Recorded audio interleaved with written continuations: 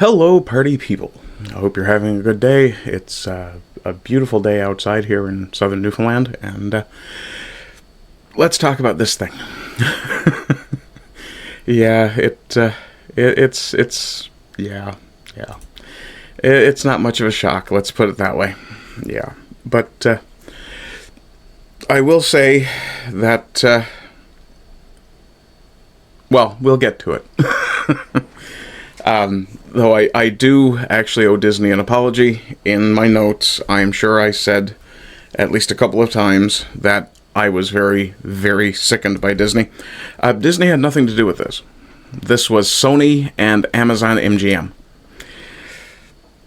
Which really makes it harder to deal with when you realize that, well, this might as well have been a friggin' Disney production. Anyway, we'll get into this.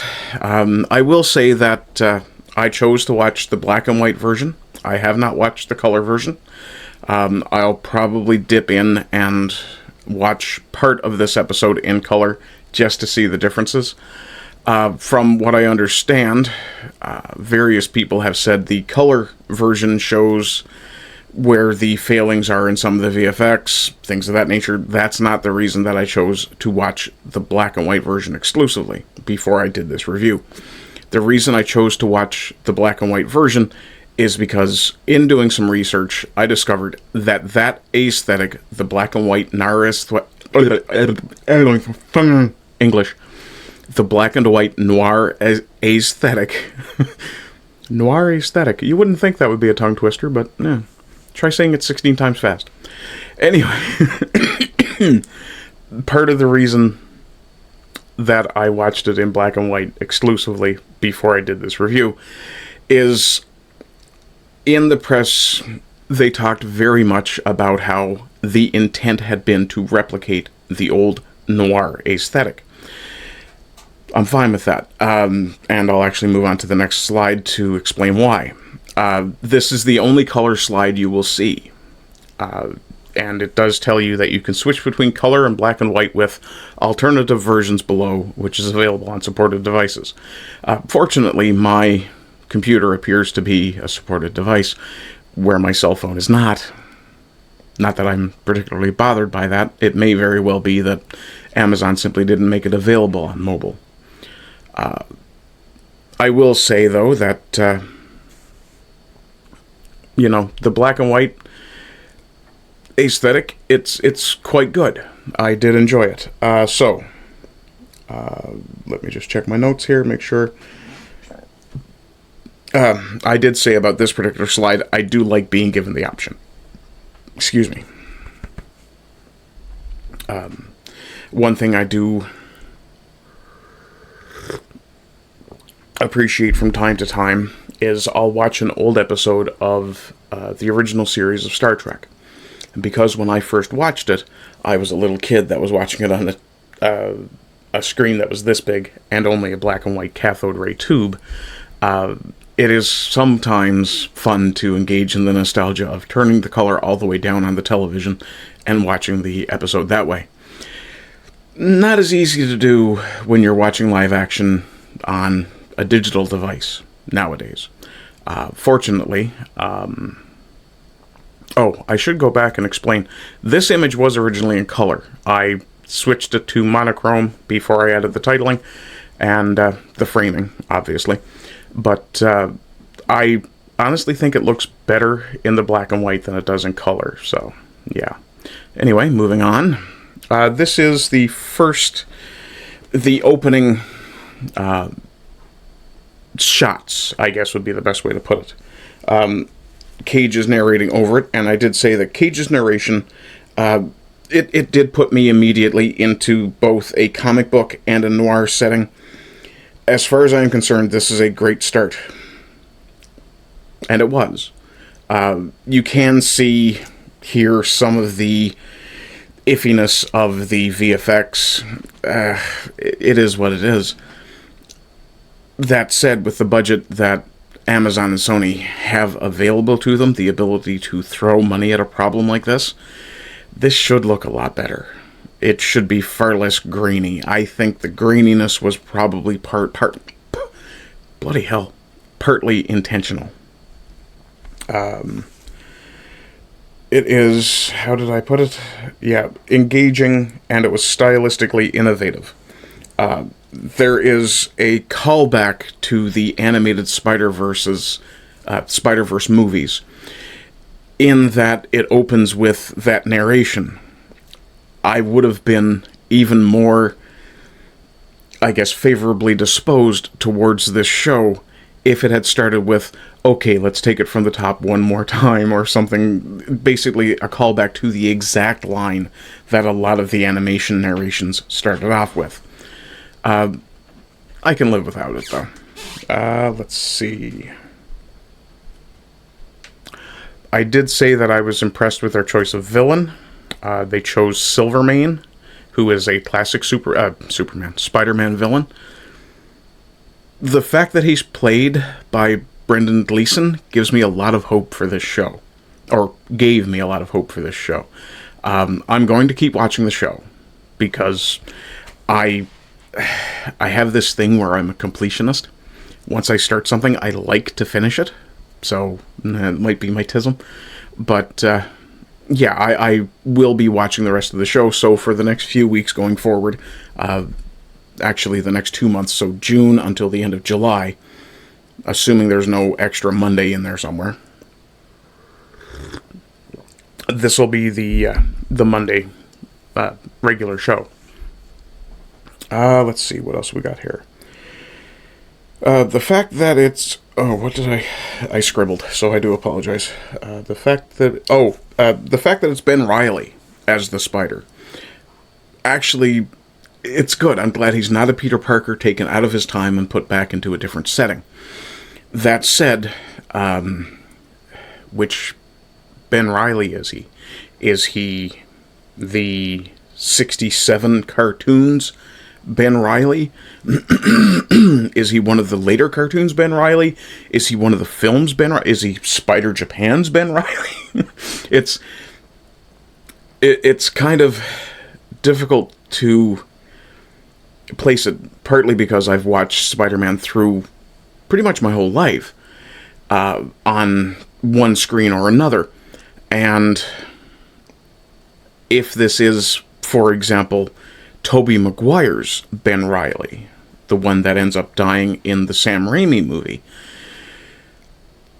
that will work out. I'll be fine with that.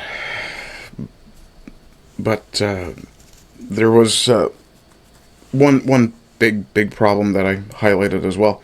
It is an interesting choice. I did say that I hope it doesn't make the mistake of anachronistically viewing the story, the setting, through a modern lens. Yeah, the anachronistic viewing of the setting through a modern lens, yeah, that happens. So, sorry to disappoint. It's not really a period piece. It's more a... I'm sure Marvel or Sony, Amazon, they would say something along the lines of, oh, well, it's an alternate reality, so you can't expect everything to be exactly the same. Maybe society progressed at a different rate. Yeah. Let's see here. Oh, there was one thing I really loved from the opening montage, which we'll probably not see much of in the future. This is Spider-Noir doing the horizontal wire work that I absolutely loved in Kraven the Hunter. Once. Let me move that. There's other issues. One of the big issues for me is the fact that we don't see a lot of the Spider. What we're watching is a show about Ben Reilly, who doesn't want to be the Spider anymore. Where have we seen that before? Oh, fucking everywhere. Yeah.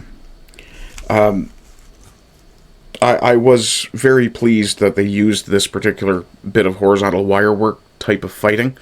I thought it was really innovative in Kraven. I really enjoyed it. The fact that he appears to be doing it on, I'm going to assume, a tiled floor or a lightly carpeted floor, sure, it's a superhero movie, or superhero show, I can let it slide. This one was a bit of a letdown. Oh no, not an actually beautiful woman. The fact that it was Ruby who gave him oh god. Yeah. Yeah. In this universe, the reason that Ben Reilly uses the phrase, or the statement, with great power comes great responsibility, is because this bitch told it to him. That was already where it started to kind of fall into, okay, they're obviously running progressive politics into this. And, yeah, I did say, this is troubling. Yeah. Yeah, this next scene is him putting his costume in the wall. The retired hero John Wick element needs to be dropped. This was a poor choice. John Wick wasn't a hero until after he was broken. This character being a broken hero doesn't work, at least not yet. There's not enough... there's a serious degree of tell not show behind this particular occurrence here. They do show it somewhat. It's disjointed. This is another thing I'm starting to get really, really sick of modern media with, is the disjointed nature of their storytelling. It's bad enough that they, what's the term? Scrapbook. It's bad enough that they scrapbook things so much now. This is worse. Personally, the studios need to start cracking down on the idea of scrapbooking. I'm not saying that Sony and Amazon did it in this case, but I know that a lot of stuff Disney does is scrapbooked, which means they shoot a lot of footage and then discard a significant portion of it. That sort of waste needs to be done away with. The studios are not going to survive if they keep letting directors do that kind of stuff. Let's see. Oh, and it's time for me to get on my soapbox. Which, of course, reminds me slightly of Stan Lee, who I hope is resting in peace. And is still missed. Yeah, graphic heroes need to be inspirational and aspirational. If not, then they are quite literally nobody's hero. The deconstructionists are writing themselves out of a job. Yeah, the people who are writing broken heroes, who are writing deconstructionist heroes, these are people who have never aspired to be greater than they are at any given time. They'll say things like, oh no, I'm a better person than I was before I got this job writing for Hollywood. Fuck off. That's not what makes a better person. What will the world be like? What will the world be when there are no more good men to look up to in our stories? When their losses, their sacrifices only break them. When John Wick was popular for big reason. It's because he lost his wife. He was I'm going to try not to swear. He lost his wife. He was an absolute brute. He was not a good man before he got with his wife. He was not a good man after he got with his wife. He was not a good man after his wife died. But he chose not to be bad. Or at least worse than he was. And then his dog got killed. And, he kind of snapped a little bit. It's perfectly understandable. Don't fuck with my dog. The fact that the dog was a gift from his dying wife or dead wife was a totally unnecessary detail as far as I was concerned. But we've got this character, Ben Reilly, who is broken by the loss of his woman. I believe wife. Yes. No. Fiance. But he's broken by her. That already breaks some canon. Obviously, they don't, because it's an alternate reality, they don't have to stick to, hey, it's Ben Reilly and May Parker. That's fine. But if he's going to break and stop being a hero, and then 5 years later we pick up with the story, it's a bit long. What's he been doing for 5 years that he never encountered anybody in trouble that he wanted to help? It's not like he changed jobs. He was a private investigator the whole time. Yeah. When we have no more badasses who only become more badass because life got hard, who will inspire us to keep struggling for something better? These writers have clearly never been inspired to do anything more than seek status. Ugh. I can't imagine such a... That's not the life I would want for myself, let me put it that way. Okay, that's enough of the soapbox. Sorry. Jack Houston is actually a really good actor in this. He plays Flint Marko. Sandman. Yeah, the Sandman is in this episode. We also have Silvermane, played by Brendan Gleeson. Who else do we have? We have Robbie Robertson. I've got issues with Robbie. Who else do we have in this episode? Someone called Cat Hardy. Yeah. I did want to make a note here as well. These are the opening titles. The musical choice is Saving Grace by someone called Kirby.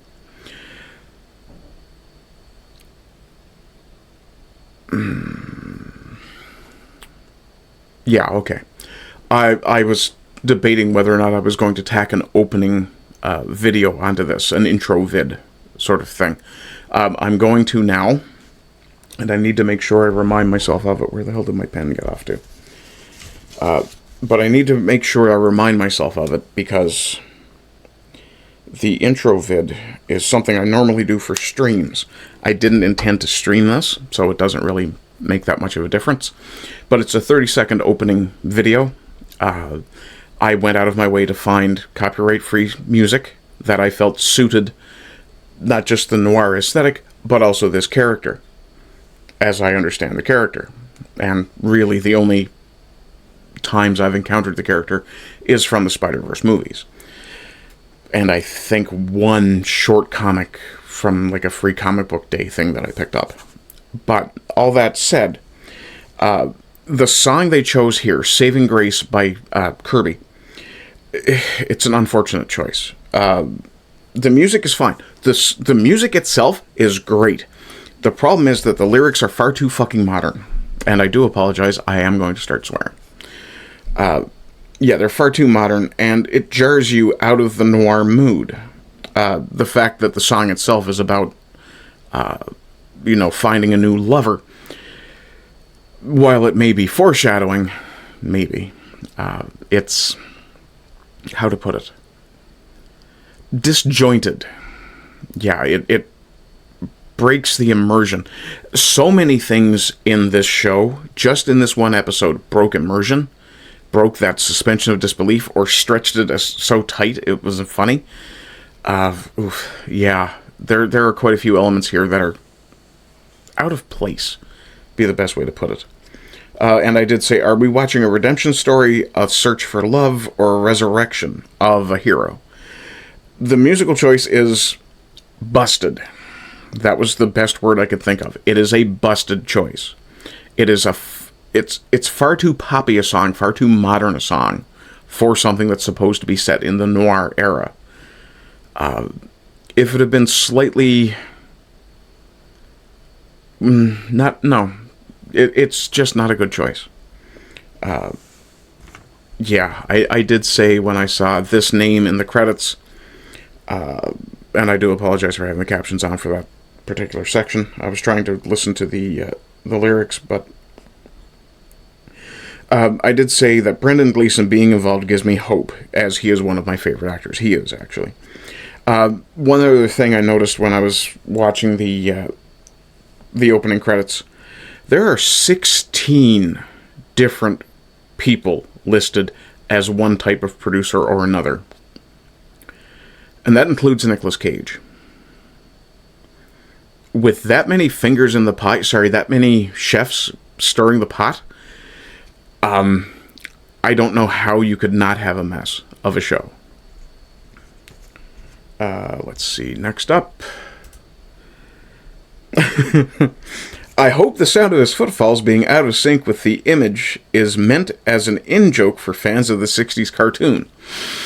But I doubt it. Yeah, he's running, his feet hit the ground, and then about a half a second later you hear the sound of the footfall from the hard, heavy shoe. Yeah. It's just terrible. I did like that he does have a spider sense. And I did say I hope they tell us, rather show us better, would be better, where it came from. I spent a significant portion of the show as I was watching wondering, okay, was that a concussion? Or is he actually experiencing a spider sense? This scene didn't really make it super, super clear until you have retrospect. So, it's a bit of an odd choice. I do like that he has one, though. Considering that appears to be the only spider power he has. Or at least, possibly he has a second. This shot, this guy, this is Addison. He's kind of the catalyst for the whole show. This guy bursting into flame had me wondering, okay, is Addison one of the names of the Human Torch? Was it Toro's name, maybe, in the old Defenders comics? No. No, he's just a guy with fire powers. Yeah. This had me checking if Addison had been the original Human Torch or Toro's name, yeah. For those of you who don't know, Toro was the sidekick of the original Human Torch, who was created using the same technology that the latter-day Vision was created with. I know. That's from the comics, not the MCU. I did say that between these two actors here, this is Nicolas Cage's Ben Reilly, and I've forgotten who played Donegal in this. But the banter between these two guys was actually written by an actual guy. It had to have been.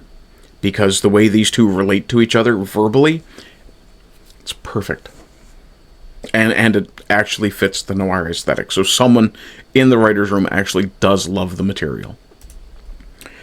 Oh look, diversity. Yeah, lots and lots of diversity. Yep. We're going to move on past that. Let me see here. This is a scene between Robbie Robertson and Ben Reilly. When a guy, even a friend, brings up your dead wife the way that he did, and you'd have to see the scene. I don't want to spoil too much for you, but needless to say, he kind of throws his dead wife in Ben's face. The fact that Cage chose to get weepy-eyed, well, it may be Cage is trying to grow as an actor, try to show some of his range, though he really doesn't have to. He's won fucking Oscars before. But this particular choice for that particular era in that setting, it's terrible. Such a break from the setting that it might as well be a skin suit. A proper man would set a boundary with a threat of force, of violence, if necessary, even with a friend. Yeah, you don't go throwing your friend's dead wife up in... Yeah, this is a femme-coded argument that these two have. The fact... It's passive-aggressive, and it's emotional blackmail. Yeah, and we're expected to believe this is our hero, the weepy-eyed guy. Yeah, come the fuck on. I actually wrote the words, come the fuck on. Another thing that pulled me out of the immersion, he's reading New York Herald, not the Daily Bugle. Was Sony unable to secure the rights to use the phrase the Daily Bugle? Or did the people making the show just forget that was kind of an element of the show? Of the character's mythos from its inception, of Spider-Man's mythos at least, from his inception. He's in New York. He should be reading the Daily Bugle. The fact that he's not yanks you right out of the show. Sorry, I gotta turn my light down just a touch. It's getting hard on my eyes. This is a Spider-Man story, and their hero isn't reading the Daily Bugle. What the absolute fuck? Yeah, whether this was a case of issues with licensing rights, or someone not knowing the character garbage. It was saddening. Let's see. They do a good job of show don't tell with this. They illustrate his lack of physical spider powers. At least when it comes to strength, endurance, stamina, things like that. So that's... Sorry, I'm having a... that's what it is. Something in my throat. I think that might be a piece of popcorn skin or something.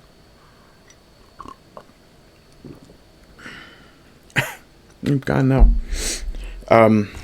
Yeah, they did do a good job of doing show don't tell here to illustrate that he doesn't have superpowers. At least not the same spider powers that Peter does. There's no wall crawling. There's no big bounding leaps. So, good in a way, but kind of kicks them in the ass later. Aside from the spider sense, yeah. And something else, which will come up shortly. Let's see. Next one is, yeah, what's with the casual voyeurism? I understand a guy licking stamps and sticking them to his skin is kind of a strange thing to walk across to encounter. But why would you want a picture of it?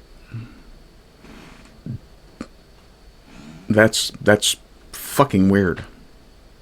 And the fact that our hero starts to, he engages in what amounts to casual voyeurism, and when he's confronted about it later says, I couldn't help myself. The fuck? Yeah. Yeah. Or, this is what I figure. It was meant to either be... Well, actually, I did put down, is this casual voyeurism, or is this a failed gag? This ends up being a gag that just doesn't land.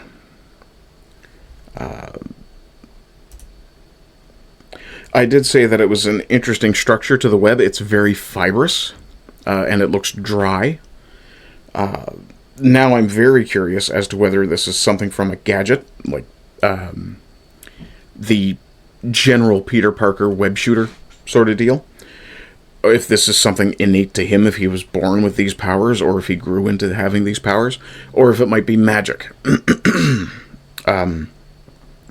Various different characters, of course, have had...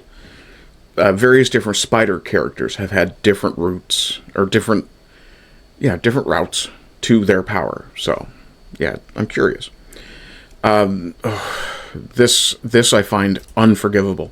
The anachronistic linguistics here.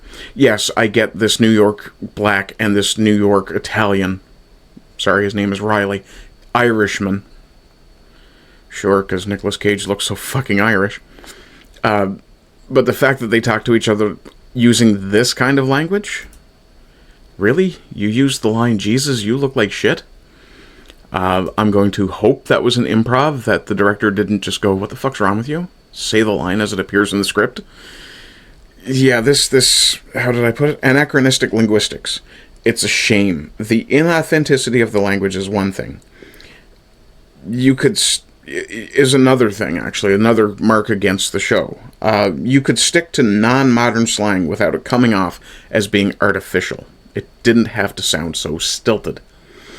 Even some of the language they use in this, like at one point they call a guy a sap, and you get the impression from the way the line is delivered that the actor has no idea what the word means. That it means somebody who's a sucker, or easily played, or something like that. Is it too much to ask that there be, a bit of background consultancy done for a show like this? Some coaching for the actors? Oh, God. Yeah, I even put a title on this one. It's mediocre, and it's diverse. Yeah, but it's diverse, rather. Mediocre but diverse songstress. This is Lee Jun Lee. This appears to be, from the way they're playing it, Ben Reilly's love interest in this show. No,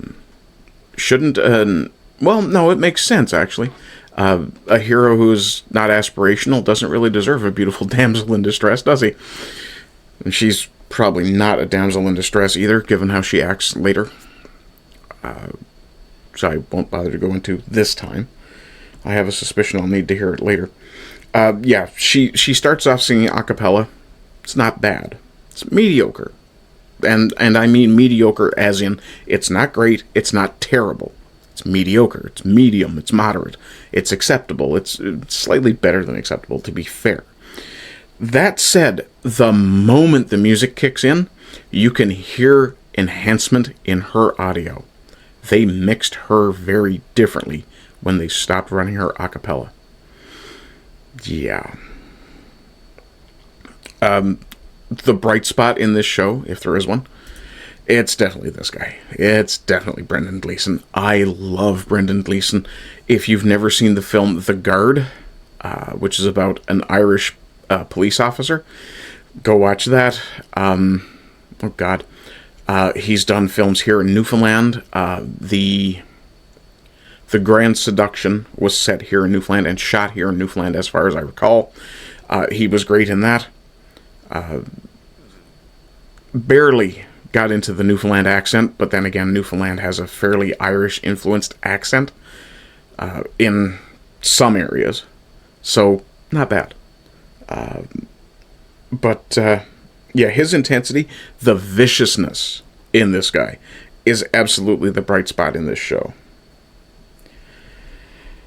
What did I say about this one? While I appreciate the nod to gentlemanliness, it still adds to the sense that the production is skin-suiting the noir aesthetic and doing so poorly. Cage is a better actor than this, and this felt so unnatural. I'm going to guess that Cage has never felt particularly chivalrous towards a woman. If he has, he's not emulating it very well here. And yes, I do know the Cage hit and miss rate. But, yeah. The next one. Yeah, I did find one thing that really got me, well, not excited, but got me smiling. Got the thinking juices running. I do appreciate the creative element of the street urchins acting like a form of intelligence service. I really like this. This is kind of a network of whispers, web of spiders sort of deal. What was the term in Game of Thrones? Flock of little birds, things like that. That these kids, and remember, this is Depression-era New York. These kids don't have an easy life. They probably don't have a mom and dad to go home to who aren't scrabbling just as hard as they are. So, ironically, when Nicolas Cage treats a newspaper boy, a newsie, almost like a fellow adult at one point, that comes off as more authentic than a lot of the really things that were intended to be important. It's the throwaway stuff that feels more authentic sometimes. Let's see. Yeah. This one here. Oof. Yeah. Nicolas Cage is 62 years old. In 1932. That's the year this is set. One of the things you may not have noticed from the New York Herald, there was a story about how Hitler was ousting editors. That gives you an actual timeline grounding for it. And I expect the date of the newspaper was probably displayed as well. Cage is 62 years old in 1932, so we're to believe a 57-year-old in 1927, 5 years earlier, was, without superhuman physiognomy, without some sort of superhuman ability, was capable of doing the web swinging, doing the spider stuff. It stretches suspension of disbelief taut near to breaking. Yeah. And then at the end, this is the last slide, I said, I'm all for assertive females, but this chick is both domineering and overbearing, while the hero, can you hear the quotations around the word, should be the hard ass. This is just more slop. Yeah. I didn't actually write a rating or a recommendation yet. My final thought, Disney might as well have written this, or might as well have made this. It feels like a film idea that got moved to a series. Supposedly this was initially conceived as a series. I don't buy it. I think it was initially intended to be a movie, probably conceived as a movie, but by the time they got to the production stage, they decided to make it a series instead, for whatever reason. Yeah. Also, why do you have books up on top of this shelf? I didn't notice this particular detail before. Why are there so many books up there? And what's in the cabinet? Also, why do you even have a china cabinet in your office? Yeah. Peculiar. Yeah. Also, things that only a furniture builder would notice. Yeah, my final thoughts, my recommendation for this, if you are not interested in this character, and I mean deeply interested, don't do it. Don't do it. If you love the noir aesthetic, you will hate this, because it uses the noir aesthetic as a skin suit to tell what is basically a modern story between the anachronistic linguistics, the behaviors that some people engage in, the way the women behave, the way the women talk to the men. Yeah. And, I mean, they do point out that it's a depression at one point. Everybody seems pretty well fed for a depression. Especially that secretary who apparently hasn't been paid in a few months. She seems really well fed. And then she talks about how her husband likes to have food in the house. What the fuck is your husband doing that you're that well fed, but you're concerned about being able to put food on the table? Like, there's logic. Logic is a beautiful thing.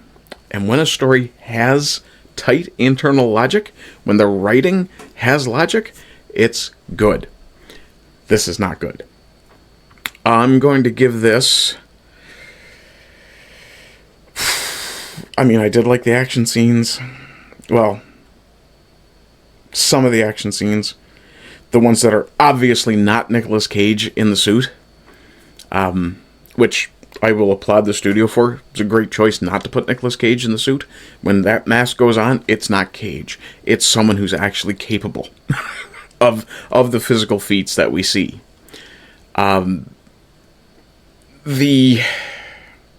I really have a hard time with the fedora, too. I feel like that fedora should have a wider brim. I'll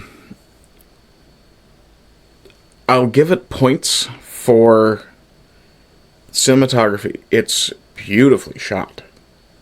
I'll give it points for some of the transformation effects.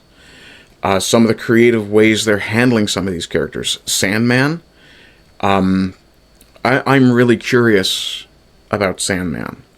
I'll give it points for Silvermane. Brendan Gleeson is wonderful.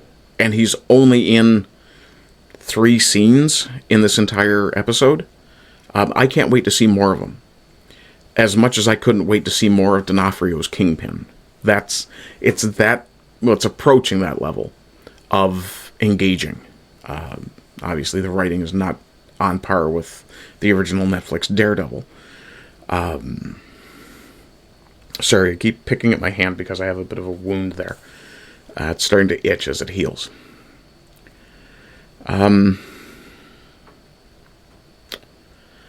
This was clearly written by people who don't understand that city life in 2026, or 5, or 4, I guess, that city life in 2024 was not the same as city life in the 1920s, or 30s, 30s. It was very different. One thing I do have an issue with, the streets are far too clean. People seem to think that the world got dirtier only because they live in cities. It didn't. It got cleaner. Out of 10 rating,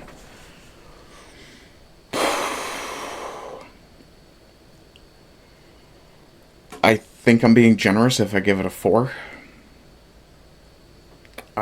As the first outing of a new show, as the introduction of what to quite a few people will be a new character, because, sorry, most people still think cartoons are for kids, which is fine. You're allowed to think that, and in a lot of cases they are. Heavy metal, rock and roll, things of that nature notwithstanding. Wizards. Do I recommend it? Yeah, I'll give it a 4. I'll push it as far as a 4.25. Because I can't say this is something that I want to give a passing grade to, and if I hit 50, it's a passing grade. I don't think it quite passes. I'm going to keep watching it because I'm a sucker for punishment, and I want content for you guys. Yeah. Recommendation?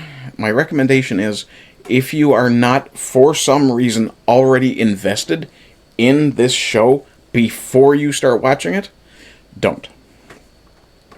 It's as simple as that. This is not as egregious as Wheel of Time, but it's approaching that. Yeah. Anyway, if you like what I do, if you found any of this entertaining, enjoyable, informative, even if it made you think about something a little bit, I would deeply appreciate it if you supported me financially by going over to the Ko-Fi and flinging me a few bucks. If you do that on a regular monthly basis, I'll put your name in the ticker alongside ZenRab7 and Simon JJ. If you don't want your name on the ticker, but you would like to support me, you get into the Orangutan Gang. Sorry, that friggin' spot on my hand is itching like mad. I have to go and put something on it after I'm done this. If you want to support me without spending any money, you can like, share, comment. I was going to say chat. This isn't a live stream. Chat. I'll probably post this as a premiere when I post it to YouTube. So, okay. If you're in chat, yeah. No, actually, I'm not going to do that to people. Throw it on your watch later list and watch it later when you have time. This video, I mean, not that video. You already know my opinion of that. I'll try and stop doing so many ums. If you would like to support me without spending any money, you can like, share, follow, comment, or subscribe, depending on what platform you're on. If you subscribe on Rumble, it costs you. It's your money, do what you want with it. But if you want to support me financially, the best way to do it is through Ko-Fi. They take a minimal cut compared to Rumble. Other than that, if you're watching on YouTube, consider subscribing to my Rumble channel. I do more over there, and YouTube's kind of fucky. Recently I had an entire video taken down by the AI, same AI probably rejected the appeal, and the basis for the removal was actually bunk. But hey, what are you going to do? It's the world we live in. That's why I suggest you follow me over on Rumble at Ardent Plays. Other than that, I don't think I have anything else. If you'd like to socialize with me, you can find me on Gab and GETTR. Also on X, most commonly on X. I do have a Substack. I add to it very rarely. And generally it's just posts that I think I'm putting up as articles. I'm a boomer for a lot of this stuff. Other than that, I hope you're doing well. I hope you continue to do well. And as always, rise and rise again until lambs become lions. See you next week. Oh, and remember, July is White History Month. Have a good day.